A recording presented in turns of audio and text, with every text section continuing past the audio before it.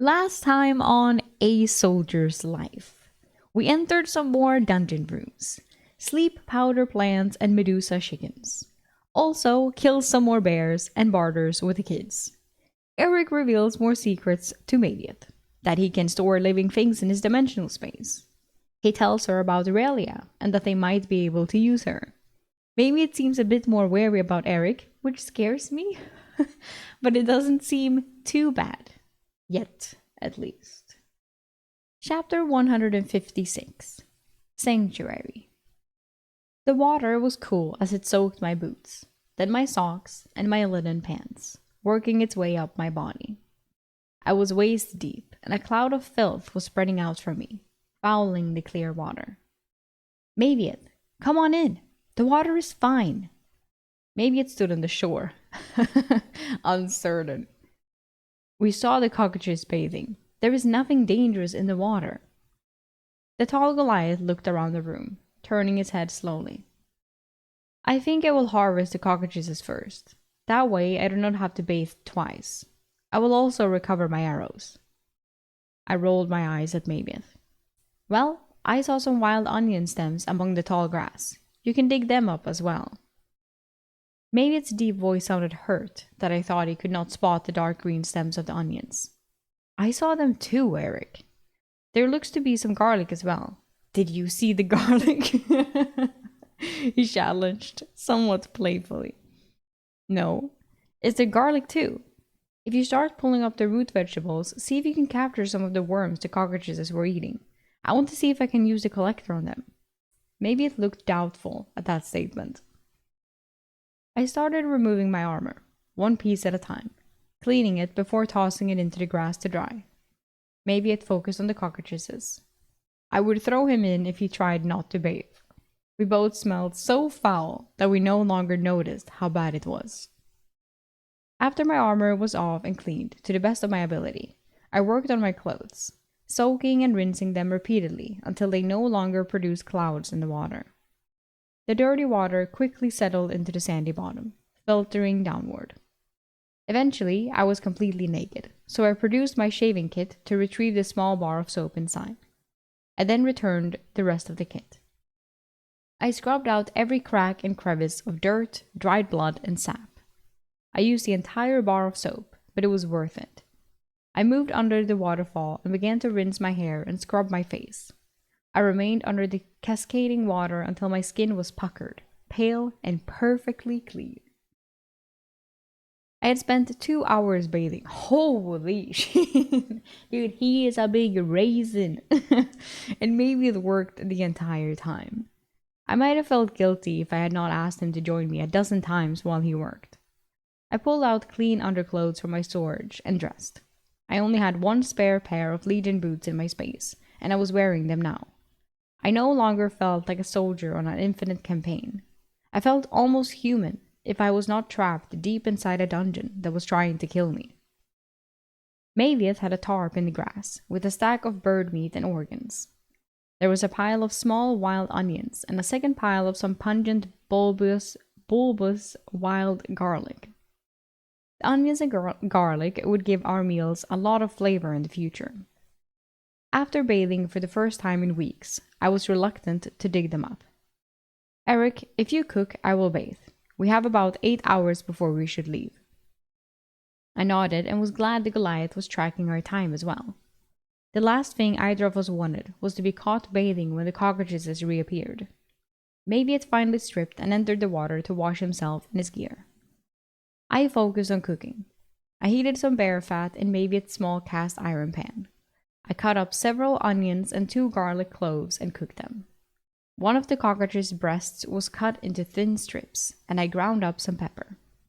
I seasoned each side with a little salt and pepper, then seared both sides of the bird meat, cooking it through.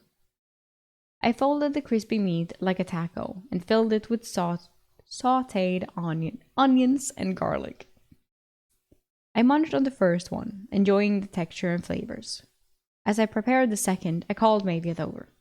He came out of the water to get his cockroach's taco, naked. Damn, Mavieth, watch where you swing that thing. He ignored me and the taco was gone in 2 bites. No.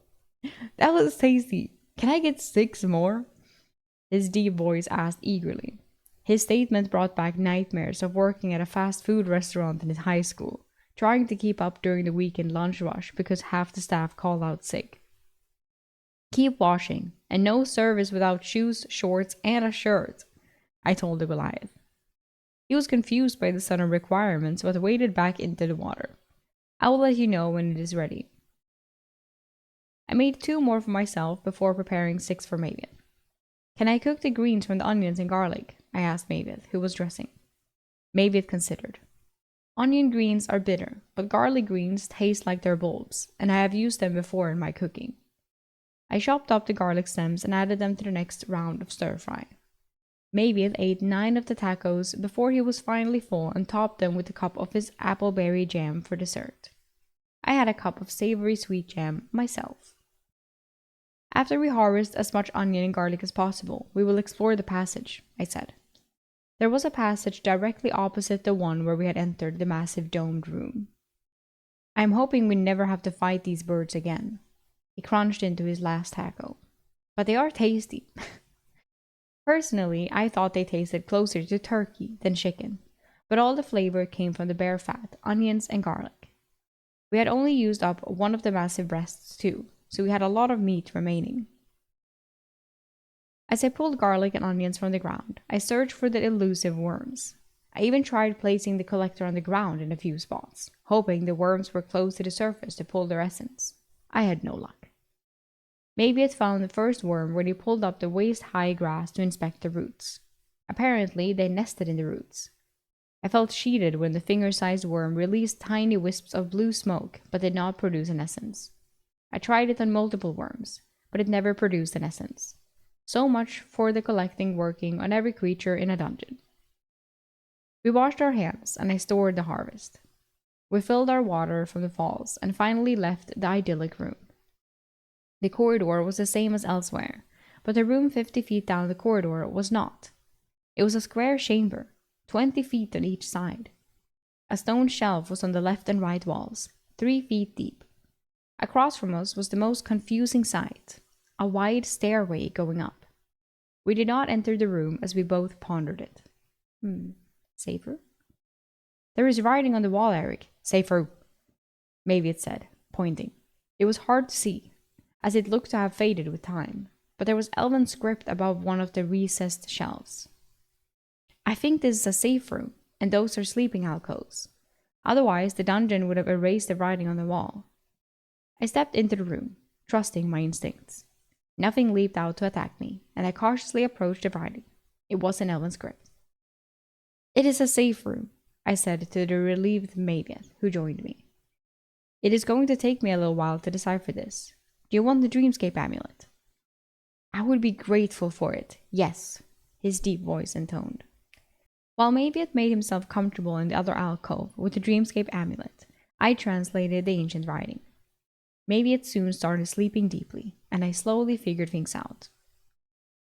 The script indicated our location. We were on the 3rd level of the labyrinth in a special series of rooms. It warned of the cockatrices, firebear, and shapeshifters. The dark room was the real prize in the corner of this dungeon, as it contained silver ore with trace amounts of mithril. Apparently, there were better places to mine mithril, as this was not a popular path due to the cockatrices and greater doppelgangers guarding it. There was no reference to what was at the top of the stairs. My curiosity got the better of me. I would climb the stairs and check. Maybe there was another safe room at the top. The stairs corkscrewed as I climbed, and I counted the steps. It seemed to go on forever, and I worried I might not be back before maybe it woke. I assumed I was heading toward the 2nd layer of the labyrinth and getting closer to the others from the company. Perhaps the room on the 2nd layer would not be as dangerous. I reached the top of the stairs and did not like what I found. It was an oval chamber with a glass floor where giant eels swam underneath. No, it was not glass. It was ice. This room was a skating rink. There were 2 exits, though. The question was whether the eels were the dungeon challenge or if they were what the Guardian ate. I studied the room, but the only activity seemed to be under the ice. I was about to leave when movement on the ceiling caught my eye. The body of something had blended in nearly perfectly. The creature gave up hiding and dropped to the ice as I focused on it. 6 thick legs, ending in terrible claws, scratched the glass like eyes, marring the surface and throwing chunks. The dark blue lizard-like creature was larger than a horse and growled at me, clearly unhappy with my presence. It paced on the ice, its claws ripping up chunks as it went. I watched in horrific fascination, as if I were at a zoo and perfectly safe on the other side of the bars. After 20 minutes of prancing for me, the muscular creature burrows into the ice in seconds. I could see it under the ice, hunting the giant eels. It was not long before it scored a victory and burst out of the ice at a different spot from where it had entered. The ice appeared to be about 6 inches thick from the chunks that had been washed across the rink. I was curious about how the chamber was reset to make the surface of the ice smooth, and I needed to get back to Mavieth. If only one creature existed in this chamber, then it should not be too difficult. Mavieth was still asleep. Mavieth was still sleeping when I returned down the 206 steps to the safe room. When Mavieth woke, we needed to make a big decision. Would we leave this part of the dungeon with familiar monsters and rooms, or would we go to the second layer and explore unknown threats while attempting to find the others? The second choice? I mean, they can just go back, can they not? Like, they can just go back. Like, they can kill it and see... If they feel like they can kill it, they would get, like someone has to pass through there. If you've gone through the whole 3rd level, if it's just a dark room you haven't seen yet, then it's like, why are you just supposed to hide out there? You can at least, you can try to be, if you feel like you can beat this room, that you say, oh, it's just one encounter. Yeah, well then just kill that encounter, move on, and then see what you have in the other 3 rooms. Maybe someone is right there. Who knows? I would try. It's like they can just go back. If they're like, no, we can't do it. Oh, well, then we stay here. Then we have a safe room right here. Oh, there it is. Okay. Creepy. Chapter 157. Frost Salamander. I let Mavieth sleep as I prepared breakfast for both of us, finally dicing some bear meat to make patties. As I worked, I popped one of the clear essences into my mouth. This would raise and fortify my ether tolerance, which indicated my natural resistance to channeling substantial amounts of ether. If a mage pulled too much ether too quickly, they risked burning out their ether channels. The old healer in Sobral was burnt. I thought I might be at risk of the same if I started using the other restorative potions. As the sphere dissolved, the world around me and my perception of it momentarily muted. It felt like the opposite effect of the perception essence. My best guess was that the dungeon was so saturated with ether that it affected me. The smell of cooking meat roused Mavieth, who took over the cooking duties after handing me the amulet. How did it go, Mavieth? It was cathartic. I will never get tired of seeing my sister again, he rumbled with strong emotion. He smiled widely. We fought the orcs and Ankegs together, and were victorious. I am glad. How about you use the amulet every 3rd rest? Just remind me, I offered. I would appreciate it. You are a true friend to let me use something so precious, he intoned deeply, while nodding enthusiastically. Okay, maybe he's not as wary of Eric anymore. Do you want another quickness essence? I asked, already holding the small green spheres in my hand. Mavieth nodded eagerly, and I placed all the remaining dark green essences into his hand, which widened his eyes in surprise. Just take 1 a day. Let me know when you run out, and you can choose something else. Mavieth swallowed one immediately and placed the remaining spheres in his pocket. He focused on cooking, as he was the much better cook. Mavieth handed me the finished meal. Bear patties and apple slices drizzled with hot appleberry jam. While we ate, he asked, Did you take one of the magic affinities? No, I took an ether tolerance essence. I had trouble the last time I used a magic affinity essence, and have been reluctant to try again. I winced reflexively, recalling the pain from the earth essence I consumed in matcha. How amused my body was afterwards, and the foul stench, how abused, not amused, how abused my body was afterward, and the foul stench I emitted. I'm here to watch over you, Eric. His deep voice became serious. You have many secrets. I will keep any you are willing to share. Oh! There was something about the big gray man that just made you want to trust him. Yeah. I will consider it. I also explored up the stairs. It is a big climb and ends in a frozen lake chamber with a giant lizard that can burrow through the ice. It hunts large eels in the water beneath. I continued to explain what I had found at the top of the stairs. My description of the creature did not ring any bells for Mavis. I'm going to get some sleep with the amulet. I will see if I can figure out what the creature is.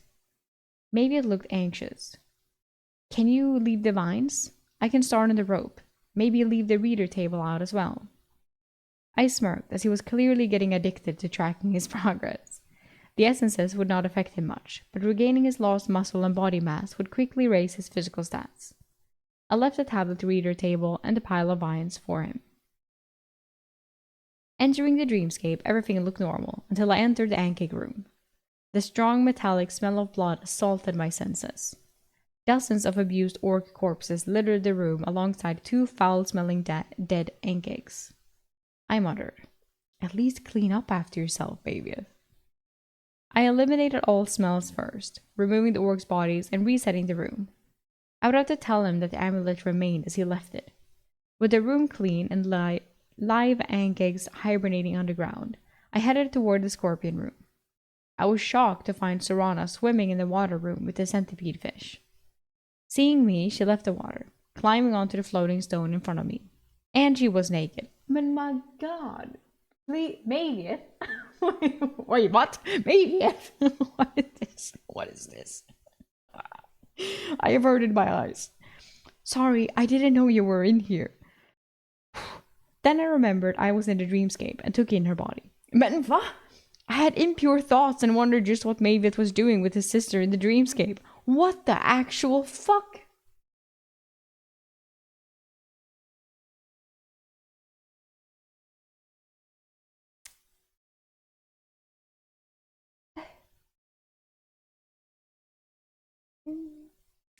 Is Mavis back? Serana asked as I remained speechless. I used my power in the dreamscape to clean her clothes and put them on her body. She looked at the garments, disappointed either in their style or just in being clothed. No, Serana, why are you in this room? Which sounded like a stupid question. Her deep feminine voice laughed. Cleaning the blood of the orcs off, of course. How? Did maybe it let you wander the dungeon? I was trying to figure out what freedoms this construct maybe it created had. Maybe it said I could do whatever I wanted. I wanted to swim, she said with a mischievous grin. Do you want to join me? You are Eric. Maybe it's little friend. Little friend. Little friend. I guess compared to the 7-foot bald, gray-skinned Goliath woman in front of me, I would appear that way. Yes, that is me. But I have much work to do. Perhaps another time. I hopped across the stones and Serana followed me to the scorpion room uninvited. When I removed the wall, I was not surprised to see Serana's construct was missing. Oscar came rushing at me, eager for attention. The Aussie was ready to play. The men were playing cards. No combat training today. I preempted any questions from the disappointed men. Constantine's construct barked. He's getting soft. I muted the entire table, including Maviet, who Serana did not seem to recognize as her brother. I questioned Serana. Did you tell or show Maviet this secret room? No, he never asked about it, Serana replied truthfully. Good. Never show it to him or tell him about it. You can continue to do what you want in the dungeon, I said, sitting in my plush chair with the elven bestiaries. Serana stood behind my chair, looking over my shoulder. What are you doing back there? I was hoping you would read to me, she said happily, leaning on the back of my chair and rocking it slightly. I pinched my nose. It felt wrong to be rude to the construct of Mavid's sister. She seemed a mix of mischievousness and innocence. Fine, just don't interrupt me, I said. Oscar hopped in my lap, seeing we were not playing ball. I paged through all the bestiaries, but did not find the blue lizard with big claws. I did manage to identify the potion from the creeping vine room. It was a protection from heat. I suppose that meant fire, but I was not sure. I recreated the elven potions from the summoner and identified them as well. Lesser Ether Restoration, Lesser Stamina, and an Empathy Enhancement potion. The Dominate Creature was the best potion I had liberated from the dead summoner. I had been reading aloud and completely forgotten Serana was behind me. "Are you leaving so soon?" she asked, disappointed. She was clearly one of those annoying personalities, extroverts. Oh no, what? She's an extrovert. What? It has been about 6 hours. I have to go and help Maviet, I said. I expected her to ask me to come, but she clearly knew she could not. I looked at the silenced poker table. You all can wander the dungeon and interact with Big C here. Big C! Oh my god. Big C. I did not let her challenge the nickname as I teleported to the entry room and left the dungeon. Sitting up, Maviet looked at me expectantly from his work, craning a rope from the vines. Maviet, you do realize the dreamscape remains, however you leave it. You left all those dead orcs and your sister unattended. Maviet's eyes got wide in surprise. I'm sorry, I didn't know. Be careful when you clean up. I don't want the environments to reset. I have some things in the Scorpion room I don't want to have to recreate, I told him, taking another step down the trust road. He nodded and added, I understand. Is Serana okay?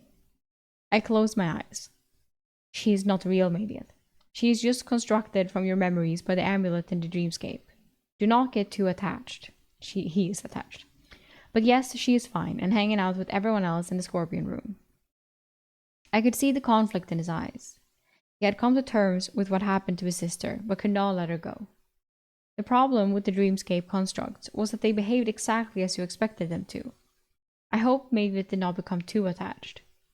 I will check and see if the cockroaches are back. You can wait here, I said. It had been over a day since we cleared the room. As I approached, I could already see the cockroaches in the grass looking for worms. They were back. I spent a few minutes trying to count them to see if the number had changed. I only counted 6, but that did not mean anything, as a few could be in the nests. I returned and gave Maviet the unwelcome news. The cockroaches are back. We either have to deal with them again or go up and handle the blue lizard. Maviet dropped the cordage he had been working on. About 20 feet of the thick rope had been completed, but he had almost used the entire pile of vines I had salvaged. I prefer to go up, but will follow whatever you want to do. Oh, Maviet stretched and flexed his fingers from working on the rope. He asked a question I was not ready to answer. What about the elf griffin rider? What about her? We have not reached a part of the dungeon that would require a third person yet, I said, and I could see that Maviet thought much differently by his facial expression. Maviet put his thoughts in order. We were outnumbered in the cockroaches room. An ally would have been most welcome. You almost got overrun. Yeah, the thing is, though, that she's not an ally yet.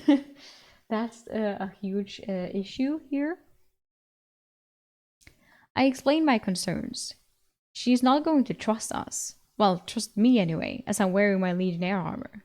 As soon as I heal her, she will attack me. Then I will not be able to sleep, knowing she's nearby, probably thinking about slitting my throat. You can always just put her back in your space, Maviet rationalized in a sage-like tone. He had obviously been thinking about this. I mean, fair. It would take me 2 hours to recover enough ether to put a live person in space. In the dungeon, it took me less than an hour to recover, but I didn't need to know that. And if I cannot, we have to kill her and waste a healing potion on her. I could tell Maviet was going to be pushing for a release, even before he spoke. I will restrain her and protect you. Goliaths are known to be honorable people among the elves. She should listen to reason, Maviet argued. I ended the discussion by saying, let's clean up and look at the ice room together. My tone left no room for debate.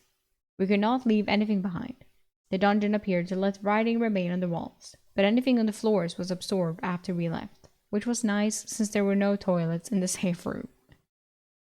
The 200+ steps up following the corkscrew pattern were done in silence.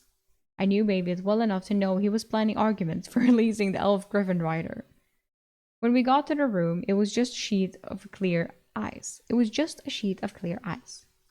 The The large eels were underneath the sheet and swimming, oblivious to our presence. I scanned the ceiling, looking for the creature. There, maybe it. See how the river of light seems to go around that spot? Maybe it focused, but the creature was not moving. We stared, and suddenly the creature dropped to the ice, aware its camouflage was exposed. As it hit the ice, its mass caused spider cracks to form under its 6 legs, each ending in a nasty-looking claw. Maybe it inhaled sharply, and the creature looked ferocious. Do you recognize it? Maybe it shook his head. It is some horror I have never seen. The creature's beady blue eyes focused on us. Maybe the elf rider knows what it is, maybe it suggested, causing me to roll my eyes. The creature started stalking the room, repeatedly eyeing us. It was clearly frustrated that it could not reach us. We waited, making sure a second creature was not in the room. Since it is just one creature, I can take it. It looks fast, Eric. Be careful. Maybe it strung his bow and got his last 3 arrows ready. I had not even realized the other arrows had cracked or snapped. The creature dug its claws into the ice, and with its 6 legs, it did look fast. I stepped onto the ice, leaving the protection of the corridor. The head of the creature snapped to me, its black eyes sizing me up. It did not look afraid. All 6 legs locked into the ice, tiny ice ships exploding outward. Shit. If I dove through the ice and attacked from underneath, I was fucked. My armor was not dense, but did not float either. Thankfully, it charged me, and the ice erupted beneath it. The sheet rocked from the creature's mass, and cracks spread with an eerie, rolling, crackling sound. Dodging it would be difficult on the ice, so I planned to jump over it after taking its head. At 50 feet away, it opened its maw and screamed, and a cone of snow, frost, and freezing air blasted toward me. The temperature dropped rapidly, and snowy haze blocked my vision. Panic started to form in my stomach as my corneas quickly froze, causing my vision to blur and darken. The thudding sound of the approaching monstrosity was all I could focus on. I enlarged the box and listened, guessing at the appropriate time. I moved the box I had made into my dimensional space and felt strong resistance, a good sign I had gotten some of the creature. I tried to move, but the cold had slowed me. The sound of nails on a chalkboard hit my ears, and I figured it was the creature's claws sliding on the surface of the ice. That was all I figured out as it slammed into me, whipping my head back and throwing my helmet away. I was catapulted hard into the wall behind me, slamming my head and knocking me unconscious. Oops. Okay. Maybe it. Chapter 158. Faced Decisions. I was having a really bad dream. I had been transported to a world full of magic and dangerous monsters and forced to serve in the Legion. My eyes opened painfully. I crossed a feeling on my eyelids. A bluish light dilated my pupils, and a blurry image of a bold gray man stood over me. My mind slowly pieced everything back together, and the memories flooded back in. Maybe it said something that I missed. It sounded muffled to my ears. His deep voice became clearer as he tried again, more insistently. Where are the healing potions? I was confused when he asked about the healing potions, and I tried to speak. My jaw was on fire as it moved reluctantly, and other centers of pain began to announce themselves across my body as my nerves mapped the damage. I croaked out, under my chest piece. Maybe it fished around in my armor and found the vial. Relief in his voice, he said, I will pour it in your mouth. Swallow it, he ordered sternly. My taste buds only registered the blood in my mouth as the other restoration potion worked. It was my only potion not in my dimensional space, but it gave me ether to pull an actual healing potion from my dimensional storage. I then had only a heartbeat to funnel ether as fast as I could into my healing spell form before the overflow of ether bled away into the environment. I was only moderately successful in using the overflowing ether from my core. I held up the retrieved healing potion with difficulty. My arm was clearly broken. It was still hard to speak, so I said, healing potion, offering it to Maybe to feed me. What happened? I croaked, my memory still fuzzy from what had transpired after the lizard breathed a blizzard on me. Eric, you cannot take 2 different potions so close in time to each other. It would be best if you waited at least an hour. Maybe it said worriedly. I tried to laugh, but even a small chuckle elevated my pain awareness, reminding me just how much of a mess I was. His jaw is broken, I would assume, or some shit. I tried to relax and focus on using my own ether to heal my extensive injuries. What happened? I repeated more clearly. Or maybe not, because he can talk. The creature hit you on the eyes and threw you into the wall. After you bounced off the wall, it hit you again and crushed you into the wall. Your skin was frozen from the cloud of frost, and your eyes did not look good. I did not think you lived, as that creature is easily over 2,000 pounds. Mavis was still worried about my fate, as one of my bones snapped back into alignment. I was worried for another reason. The collector was in my backpack, and I feared it might have been damaged. No! My injuries were under control. After healing my head enough to think straight, I focused on my internal wounds. I am healing myself. Use the collector on the creature. If I pass out, use the healing potion on me. It took a lot of effort to get the words out. Maybe it did as I asked, and I focused on healing. My armor had done a decent job of protecting me, much better than when the wyvern slammed into me. Broken bones seemed to be my biggest issue. I quickly burned through my available ether and was still in rough shape. Realigning bone with ether was not only painful, but also required more ether than healing tissue. I was taking a break from healing when Mavis stood over me again, proudly holding a large apex essence in one hand and the collector in the other. It looked like a sphere containing dark blue water. It was a water affinity essence. Wow. I nodded as the pain was preventing me from moving. How long was I out? 1/3 of an hour, Mavis said, concern still evident on his face. My vision cleared as I healed my eyes from the damage to my cornea. Blinking rapidly, I saw Mavis pulling me out of the room and into the corridor. Mavis indicated the room. The ice in the room was melting. I think the creature was keeping it frozen with its freezing breath. Mavis bit his lip. Also, when we entered, all the exits turned into solid stone, trapping us inside. I forced myself to sit up. The ice had a thin sheen of water on top. Even if the ice completely thawed, there was a small ledge along the wall that we could walk on to circle the room. As I studied the area, Mavis' concern faded as my body healed. Your face and ears have frostbite, he pointed out. I was focused on Mavis' comment about the dungeon locking us in the room. It had not done that before. I recalled the scorpion room from my first dungeon experience, which had done that to me. Maybe the final room of a floor prevented you from retreating. I shared my thoughts with Mavis. I think the room was more challenging and locked us in because it gives access to a deeper level of the dungeon. I touched the tip of my nose. Pain radiated from it, and my nose was slightly stiff. My healing was able to restore the damage from the frostbite. My ether was low again, so I paused while it recovered naturally. Mavis, do you want to catch the eels? I have some fishing line. Mavis looked at the melting ice. I'm not familiar with this type of eel, but it should be edible. I do not think we should try the meat from the lizard you killed. Its blood is blue, and the meat is pale white. Neither are good signs for consumption. Sounds not nice. I want to harvest essences from the eels. I'm not really concerned about eating them. We also need to decide if we're going to head back to the safe room at the bottom of the stairs, or use one of the 2 exits up here. With that ranged breath weapon, I'm not sure we should attempt this room again. I should be completely healed in half a day, so this is unnecessary. I made a show of sliding the healing potion under my armor in the pocket, where the ether restoration had rested. Now maybe it knew where he could find it next time. There was also a stone reward chest in the center of the ice. Maybe it was reluctant to walk out on the surface to retrieve it. I removed my armor temporarily to lighten myself, and had enough ether to cast at least 3 air discs to stand on if the ice could not support me. The ice groaned and cracked as I walked toward the reward chest.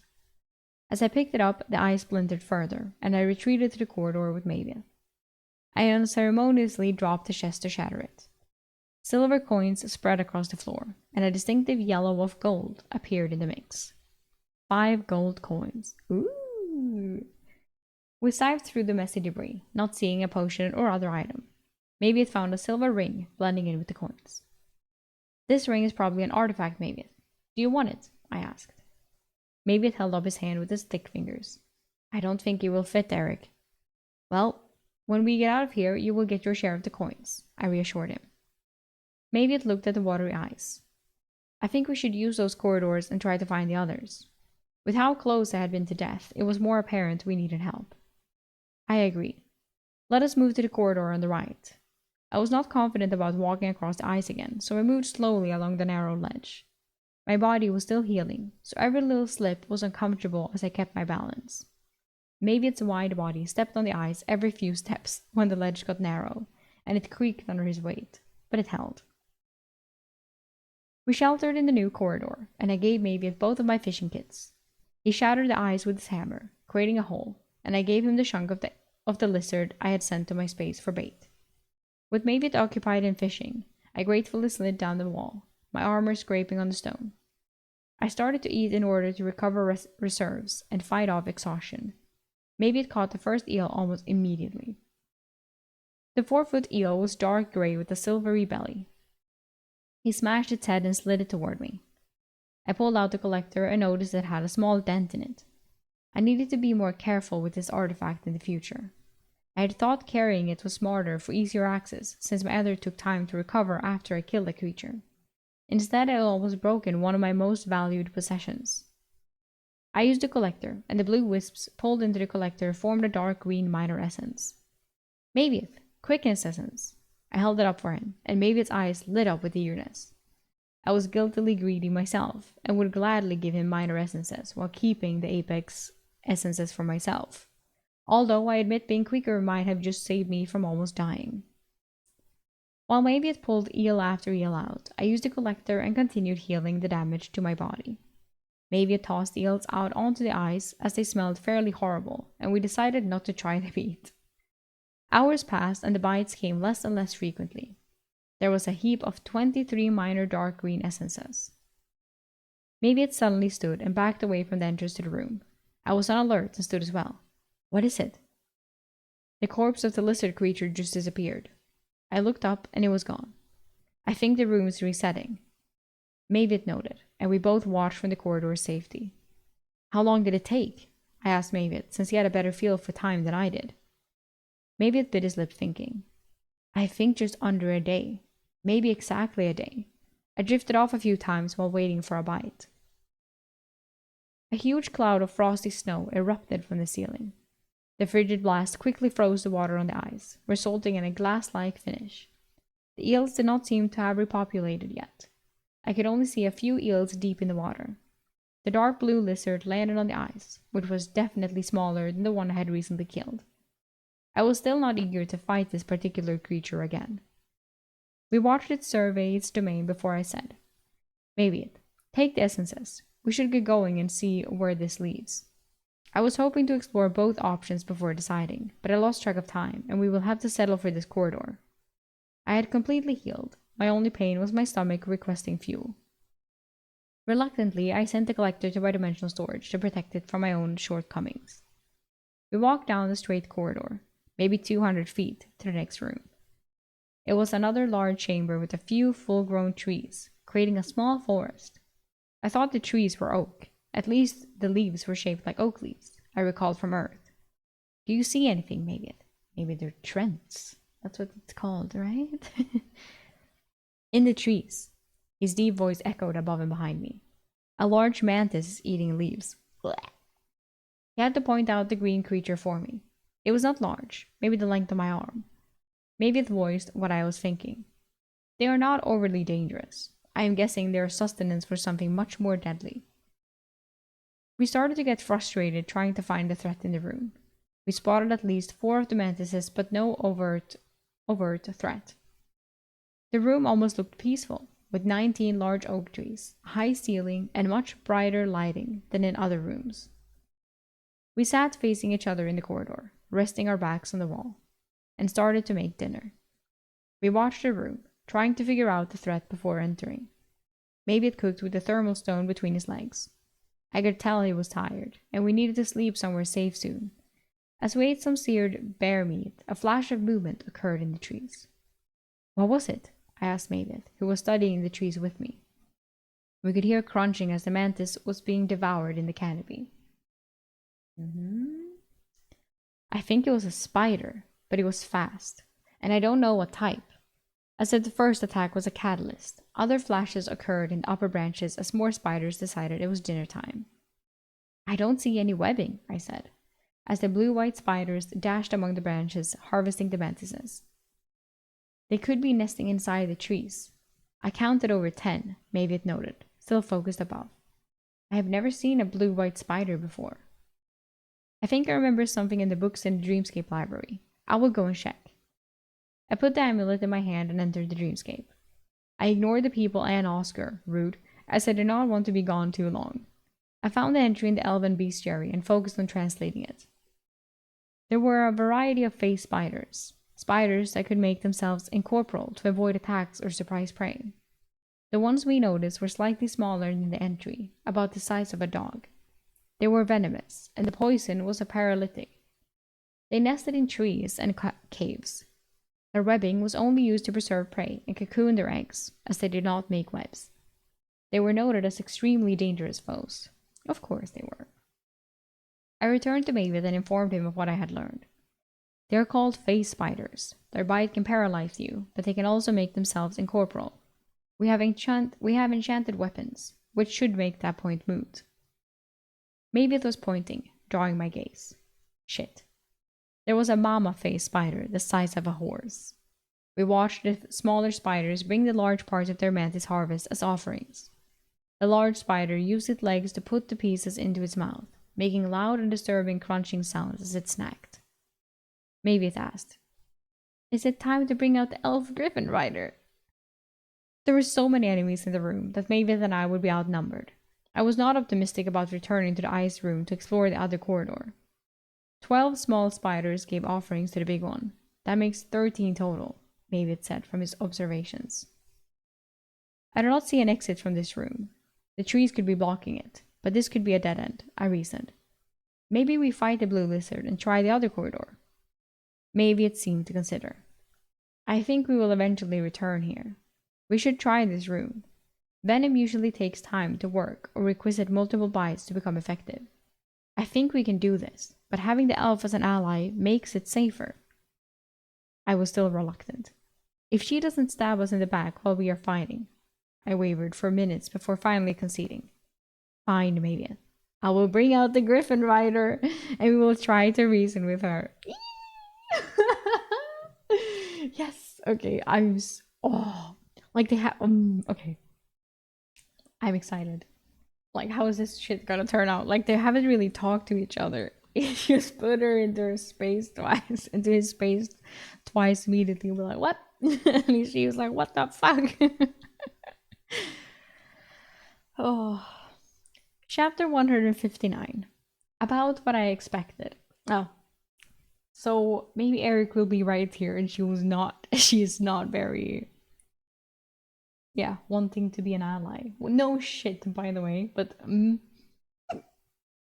it was going to happen, no matter my reservations. As Mavis repeatedly pointed out, the danger level was too high in the dungeon, and we needed allies. I had 2 healing potions and 2 other restoration potions left. I handed Mavis the other healing potion from my dimensional space, and held an other restoration in my hand. Mavis looked expectantly at me. I think I'm going to remove my armor and store it. If she sees the Red Legion armor, she may panic. After storing the armor, I changed into some ordinary clothes. I had nice clothes I purchased in Tella, but I did not think they were appropriate for this occasion. Maybe it sucked his cheek, inspecting me. Eric, you look a little tough, like someone who would be in a press gang. Even though we had washed in the cognitive chamber, we both looked a little rough. I took out my barber's bag and used a small mirror. My scraggly beard from malnourishment had not fully grown back. My black shoulder-length hair was matted from my helmet, and my teeth were stained blue from the blueberries. Altogether, it made me look a little menacing. I would run from me, too. I started with the mouthwash. The mint-infused liquid strengthening my teeth, purified my breath, and widened my teeth. Spitting the used potion resulted in a dark blue stain on the wall. I tested my teeth and was happy they felt smooth. My gums had recovered as well. I gave Mavieth a dose as well. Then I had him hold the mirror while I shaved and trimmed my beard and hair. Mavieth expounded on the benefits of being hairless while I worked. I cut myself 3 times with a straight edge razor, but it did not matter as I healed the cuts immediately with my spell form. It felt surreal doing this in a dungeon, in a dangerous dungeon. Also, there was the fact that I was prettying up for an enemy who would likely try and kill me. Maybe it was hairless. He just needed to wash his gray-skinned head and hands. I thought he looked much more imposing than me, as his body was filling out again with our increasing sustenance. Better? I asked the Goliath, who inspected me for a minute. Yes. Do you think she will recognize you? Maybe it asked. Maybe. I thought about it. My helm covered my head fairly well and protected my cheeks, but my eyes, nose, and mouth were visible. She had also recognized me the second time I placed her into my dimensional space. Yes, she might not immediately, but she will eventually. Yeah, and also when you take her out. Stand behind me then, until I can explain to her what is happening.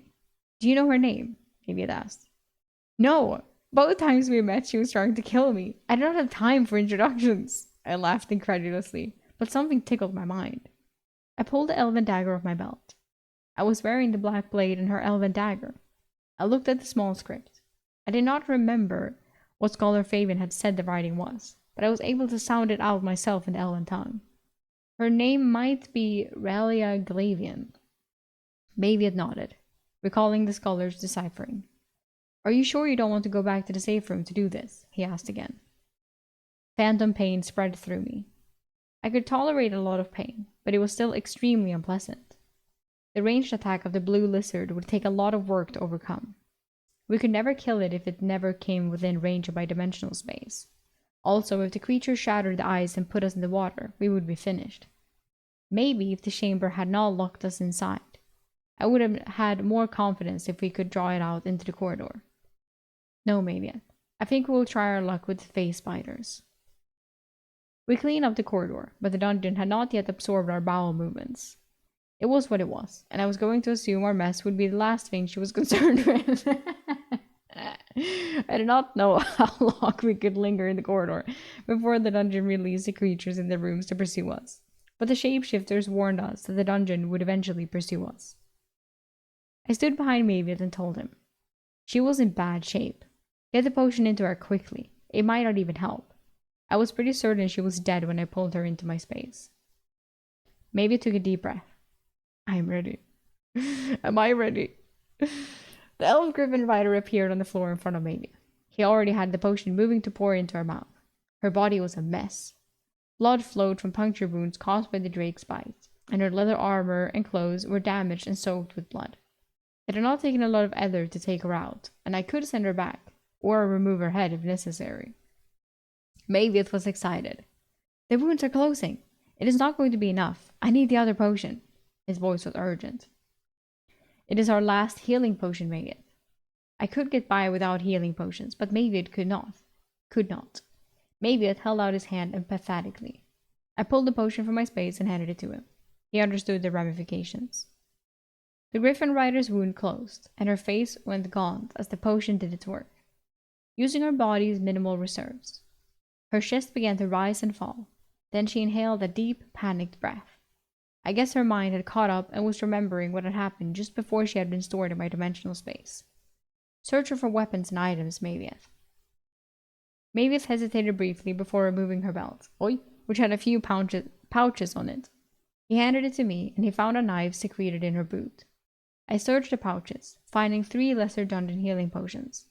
We had just used 2 greater healing potions on her, so I was taking these as payment and sent them to my dimensional storage. These potions would have been useful when we were back in the library, I lamented. The other pouches contained myoconid powder, dark moss, and spools of twine. I looked at Mavieth, who was waiting for her to regain consciousness. Give me the ring, I indicated the bright silver ring the elf wore. Mavieth hesitated a moment before removing it and handing it to me. It looked like it could be an artifact, so I sent it to my storage. Her eyes began to flutter, and if it was not for her blood-caked face and messy hair, I might have thought she was attractive. Relia, Mavieth whispered softly and reassuringly. You are safe now. I am Mavieth. Yeah. He started to repeat that over and over. What if her name wasn't Relia? Then Mavieth would look silly, not me. Oh my god. A groan escaped her lips as she came to and moved slowly. Her crusty eyes began to flutter, and the moment was upon us. I whispered, "Be careful. She has fireball magic." Maybe it hissed, "Quiet! Elves have excellent hearing." The Griffin Rider slowly turned her head as her eyes focused. The shimmering lights in the ceiling were probably not the best environment to awaken to. She finally focused on the smiling Maviot, who was lucky I had the mouthwash to whiten his teeth. Otherwise, his dark blue lips and stained teeth would have scarred her. She finally spoke weakly and confused. "A Goliath? Where am I?" "You are in a dungeon. I am Maviot, and I will not harm you. You have my word as a member of the Stoneskin clan." Stoneskin clan? Maviot had never told me he was part of a clan. I felt slightly betrayed that he told the elf first. Dude, Maviot's in a clan. What the fuck? Okay. She spoke softly with effort. "Why am I in a dungeon? What happened? I was with Veril." She paused to think. "You were running from the accursed Hellion legionnaires." Her body jolted. "A drake. I was in a drake's mouth and helpless." She was sitting up, and I could tell her heart was racing with the memories that were just a few moments ago for her. Her hands traveled over her body, feeling her bloody clothes and the holes in her armor. Her voice was slightly clearer. "Maviot, how am I here with you?" "Yeah, Maviot. How is she here with you?" "My friend saved you." He moved aside so she could see me. The elf's eyes had trouble focusing on me, as she had not quite gotten accustomed to the shifting and flowing dungeon light. There, I could see it happen. Her eyes started to widen as recognition occurred. She reached for her belt knife. I could not help myself. I pulled her runic dagger. "Looking for this?" I was an idiotic play to taunt her. It was an idiotic play to taunt her, especially when she overreacted, and anger flared in her eyes. Maybe it tried to calm the situation. Oh, Eric is a good person. He has saved me multiple times. He will not hurt you either. I was smart enough not to debate the point and sheathed the dagger. If necessary, I would end her. I would end her. Yes, Eric. He is a legionnaire, Goliath. Do the world a favor and end him before he kills you. She spat a bloody glob on the floor at my feet. I do not think this is going to work out, maybe.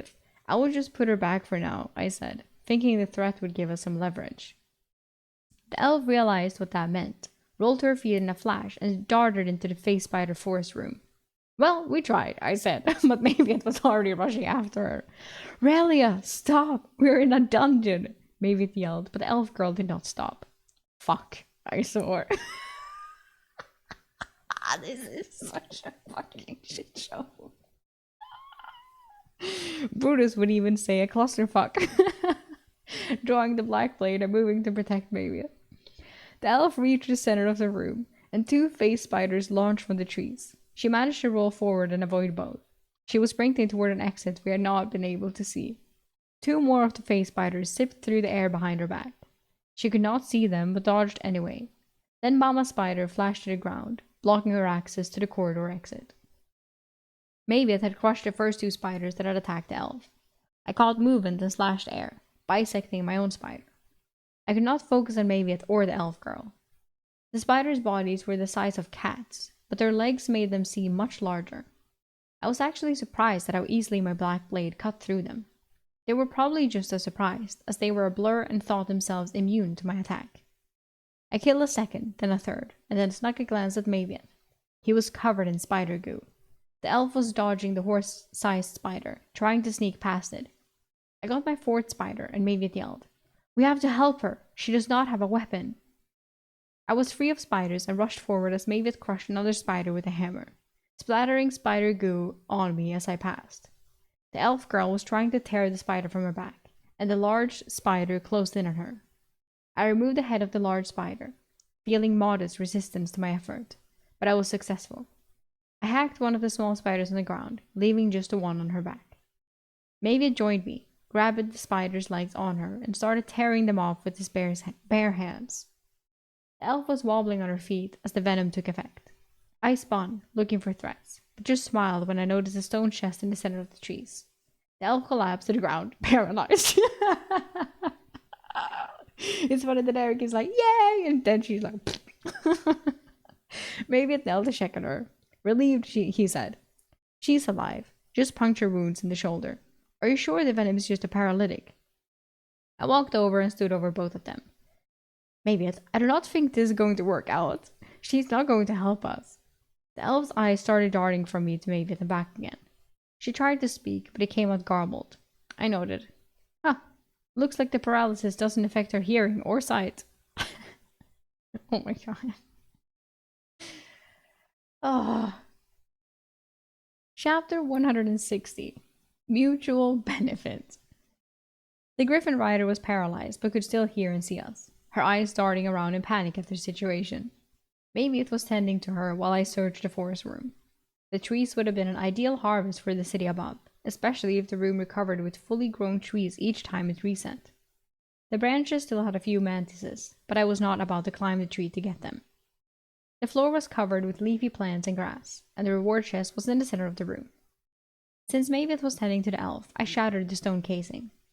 As I searched through the stone and silver coins, I found a large ring resembling a napkin holder. It appeared to be made out of stone, with a soft pink color and considerable weight. There was a relief around the outside depicting elven hunters chasing large elk. The craftsmanship was amazing, and I hoped it was an artifact. I bagged it with the coins for now, and would move it to my dimensional space when I had the ether. I turned my attention to the plants. The only thing I recognized as useful was ginseng. Ginseng is used in alchemy, cooking, and teas. If I remember correctly, the older it is, the more potent. I carefully dug up the first ginseng while waiting for my ether to recover in order to pull out my collector. The ginseng root was huge, over a foot long, and had dozens of rings. This ginseng was incredibly old and, therefore, probably valuable to the right alchemist. I had time to harvest a second before I could retrieve the collector. I started on the largest spider. Maviet was talking to his captive audience, who garbled words occasionally that I could not make out. I doubted the Goliath would be able to soothe the Griffin Rider. I had an ether potion ready to drink if she needed to be dealt with. The largest phase spider had remained upright, its body frozen in rigor mortis after I took its head. I had to chop the legs to get the body down, as it was 8 feet in the air. Soon I watched a thick wisp of blue smoke being pulled into the collector, and I got excited. The apex essence that formed was something I had not seen before. Ooh. Maybe illusion, because they were like illusionary. It's something, maybe? Inside the essence sphere, little flashes of white jumped around a foggy matrix. I had memorized all the affinities. This was displacement. A rare magic affinity. Fuck yeah! I quickly harvested all 12 of the small spiders, keeping an eye on Maviet and the elf. I soon added 7 major essences and 5 minor displacement essences. These rare essences were as good as gold outside the Italian Empire. I stored them all and returned to harvesting the ginseng. Just over an hour after the fight, Maviet said, "She is starting to move." I cleaned the dirt off my hands and walked over to the two. Maviet had bandaged the puncture wounds from the face spider on her shoulder. It made me think. "Maviet, do you think we can harvest some of the venom? It was pretty effective." I indicated the elf, and she returned my look with a hard stare. Maviet considered. "If it is similar to harvesting snake venom, I can try. Usually the snakes are alive, though." Maviet stood and took one of the small spiders. While he worked, I looked down at the elf. Her eyes were fixed on me in defiance as her fingers twitched. Maviet announced, "I think it is a different process, or they need to be alive." Nothing came out. "A pity. We should cook in here and rest before checking the passage." Maviet nodded eagerly at the prospect of food. I took out the Elven tablet reader to use as prep station, curious about what the Griffin Rider would make of it. I decided to try making a brisket. I rubbed a 7-pound bear roast with salt and pepper and seared all 4 sides before putting it in a pan with the appleberry jam and some water. I used another pan to cover it. The thermal stone was a distance away, making it challenging to control the heat. "That is mine," the elf said in ancient Latin. Well, at least she hadn't attacked me. "The knife or the thermal stone?" I replied casually, while trying to control the heat. Probably both. It was hard as I was using Maviet's cooking pot alongside mine. The massive cast iron cauldron was still full of appleberry jam. The elf struggled to sit up and fold her legs beneath her. Maybe it was watching her closely, and I was keeping her within range of my dimensional space. She finally said grumpily, "Both." "Well, you are welcome to carry the stone, but I have to hold on to the knife to make sure you don't stab me in the back," I said dismissively. She ground her teeth a little. "It is a legacy blade. Only those of my line may wield it." Her eyes were angry, but she controlled her speech. "You can hold on to it, but I ask you not to use it." Maybe it had been paying rapt attention. "That sounds reasonable, Eric." It was the best blade we had for skinning and preparing meals. I took off the sheath with the dagger and made it disappear. Her eyes widened, but she calmed quickly, realizing I had stored it. I replaced it with another knife from my storage. "Happy?" I asked, but she did not respond, so I focused on the meal. A few minutes later, she started to fish for information. "Where are we?" "Maybe I told you. We are in a dungeon. A dangerous dungeon," I replied calmly. "Which dungeon?" she said, irritation in her voice. "It is called the Shimmering Labyrinth," Mavis replied, trying to mediate. The elf processed the name. "Never heard of it." "Really? It is in the ruins of Kaelora, an elven city," I said, and her eyes went wide. "We are in the Lost City? Why would you go into the Lost City?" Her surprise at where we were etched fear into her filthy face. The city seemed to scare her more than being in a dungeon. "The city is not lost and was quite easy to find, actually," I stated sardonically. "Idiot," she said softly in Elvish, but still loud enough for me to hear. She continued in Italian. "Lost city to the elves. The king of Kaelora refused help from Essenhem when the Legion was conquering the lands. They thought they could defend themselves and would not send their soldiers to help others.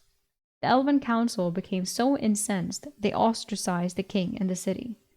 It was lost to the other elven nations, and then the king of Kaelora cursed his people, always to defend it."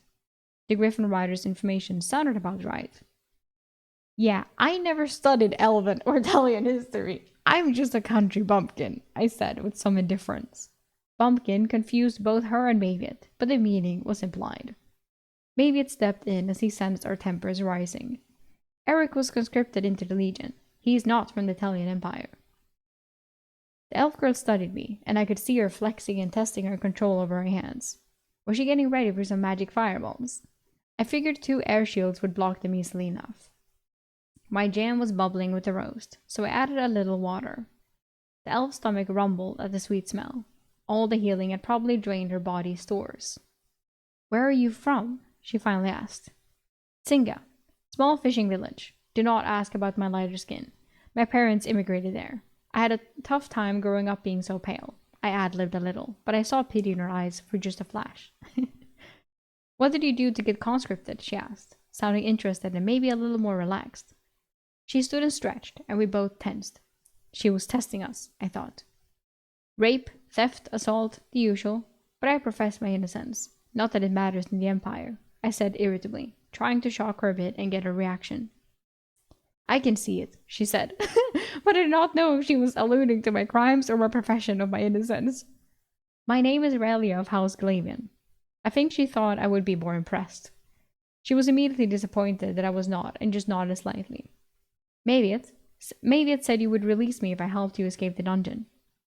Maybe its deep voice echoed as he rushed to join the conversation he had been listening to raptly. "It would be a fair exchange, Eric." He had not consulted with me at this point. I could not help but laugh. "Relia of House Glavian.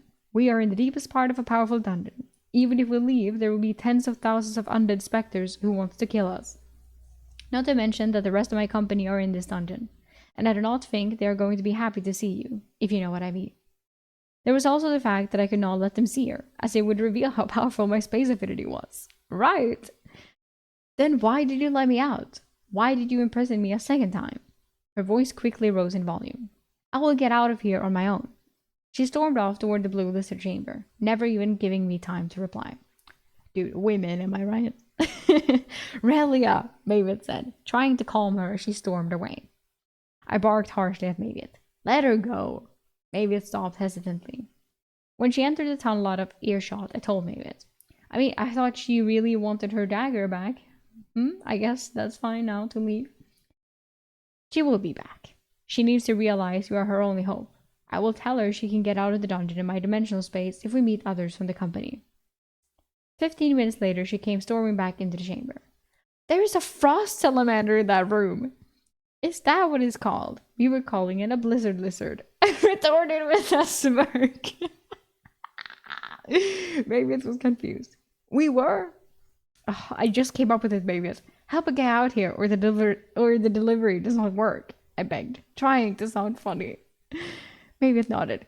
Yes, we named it the blizzard lizard. Extremely dangerous, and you should not attempt to kill it alone. Eric almost died when he did, Mavis advised the elf sagely. You killed the frost salamander yourself? She asked in disbelief, looking at me. Blizzard lizard. But yes. I waved my hand dismissively. Maybe I was trying to impress the elf a little. She didn't need to know how close I had been to death. The griffin rider mumbled worriedly. Phase spiders and frost salamanders. What is down that corridor? We haven't explored it yet, Mavis answered her. Her despair at figuring out how trapped she currently was made me feel some pity for her. She collapsed and sat cross-legged, and I could see her flesh through all the holes in her armor and clothes from the drake. Okay? I blushed when she caught me staring. My God. I pulled out the cloak we got from the cockroach's room and tossed it to her. She caught it, and her eyes went wide. Anger laced her voice. Who did you kill to obtain this, and what happened to Varil? It was her reward in the cockroach's chamber. Varil is dead. I knew Varil was the summoner's apprentice she had been with, probably protecting. That news seemed to hit her hard. She muttered cockatrices and Varil's name a few times to herself, but did not address us for a good while as she processed. She eventually put the cloak on to cover herself, and it shimmered to blend into the ground, giving her modest camouflage in the open. I should have realized the item was an artifact. You can just borrow that, I grumbled. She pulled the cloak around herself. It is a ranger's cloak. The methodology to artifice one was lost. Well, it was lost when Kaelora fell, as they were the only elven crafters who could make them. My people highly prized them. Well, Eric. Maybe it seemed to think of something. Maybe the crafters in the city did not make them, and the ranger's cloaks were found in the dungeon. Perhaps, maybe. I produced her backpack and tossed it to her. It had her spare clothes. How large is your space? She asked, some amazement entering her voice. She started going through her bag, but I was certain there was nothing dangerous in there. I'm not telling you, I said flatly. She huffed and went behind a tree to change into underclothes that had no holes. She walked back to us and approached more confidently. The thermal stone and steaming brisket were on the ground, and the elven tablet reader was covered in items I used to prepare the meal. What are you doing? Riley exclaimed, seeing the table clearly for the first time. That is an assessment table. You cannot use it to prepare lunch. Are they valuable? We found it in Kaelora, I asked nonchalantly, holding back a grin. You can find them in adventurers' guild halls, but this one is elven-made. Unless... She dropped to the ground, and I stepped back on alert. She moved under the table, inspecting it. Disappointing. It is just a copy of the Telian assessment tablet. She stood and inhaled the stewing meat, her stomach rumbling loud enough for me to hear. What does that mean? A copy? Mavis asked. The First Legion was the first to make readers 2,000 years ago. All the artificers who made them keyed them to human physiology, she said with some loathing. Others copied the artifact, but it wasn't until about 1,000 years ago that dwarves and other races started artificing assessment tables that were keyed to other races. How old are you? I asked, perplexed. She could pass for a human woman in her late teens or early 20s. Her eyes narrowed at the question, but she answered, 47. Mavis offered it unhelpingly. Elves live much longer than humans, Eric. She just looks young by human standards. Thanks, Mavis. I tested the brisket, and it still needed an hour or two. I'm going to harvest the rest of the ginseng. Mavis, can you watch the pot in my back while I'm doing it? Dungeon ginseng? Riley asked, suddenly interested. That is exceedingly rare. Give me a knife and I will assist. I was not willing to give her any weapon yet. I will be fine on my own, I said, dismissing her offer.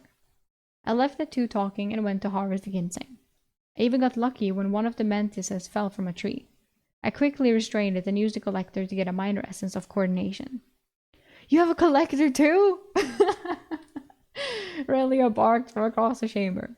She must have been able to see me using it while she was paralyzed. I groaned as Mavis showed off his bag of minor quickness essences to her on the other side of the chamber. I was not sharing my essences with the elf. I dug for a few hours when Mavis finally called me over for the meal. He had added a lot of pepper to give it some spice. The sweet, shredded barbecue brisket was probably the best thing we had in the dungeon so far. The elf probably ate 3 pounds of it and even scraped every bit of jam left in the pan. I could not blame her. After all her healing, she needed the calories. How much time left, Mavieth? The elf was holding her belly and perked up at the question. Mavieth patiently explained to her. We decided to only remain in a room for half a day to make sure the creatures do not respawn on top of us. Why? Don't you know how a dungeon works? Rayleigh asked, perplexed. Oh my god. You do? I asked, suddenly interested in what the elf had to say. Yes. I have never been in the Nameless Swamp and Whispering Woods as part of my training. I have been in the Nameless Swamp and Whispering Woods as part of my training. Mavis and I looked at each other. Maybe the elf would be useful after all. I could not help but laugh when Mavis asked confused. If it is called the Nameless Swamp, doesn't it have a name then? Maybe He's such a cutie. I swear to God. Mavis, you're so cute. Oh, shit, Rayleigh is fucking out, dude. That's crazy. That's crazy. And she knows about dungeons. And she speaks Elvish, and they have a third person now. I wonder how this shit's gonna go. Like, as he said, I never considered that. Like, if they take her out, they kind of have to put her back in again if they find the others. But she might be fine with that if because she just wants to get out. Like, she doesn't give a fuck about them, you know?